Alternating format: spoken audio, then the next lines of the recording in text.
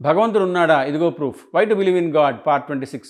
నేను పూజ చేసుకోవడానికి కూర్చున్నాను అనుకోండి, ఒక బంతి పువ్వు చేత్తో పట్టుకున్నాను అనుకోండి, మీరు ఎప్పుడైనా చూడండి పువ్వు పైన వాసన వస్తుంది.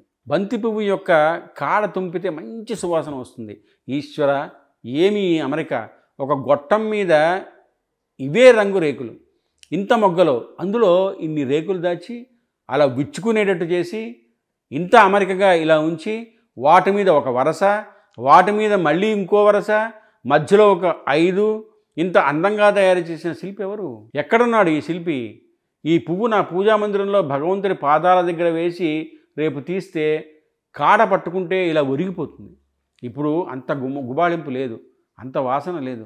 ఎవరు ఇలా బంతి మొక్కలో నుంచి ఇలా తెచ్చినవాడు, ఇంత విచ్చుకునేటట్టు చేసినవాడు అని మనకు అనుమానం వచ్చిందనుకోండి, అప్పుడు భగవంతుని ఎడల ఒక పూనిక ఏర్పడుతుంది.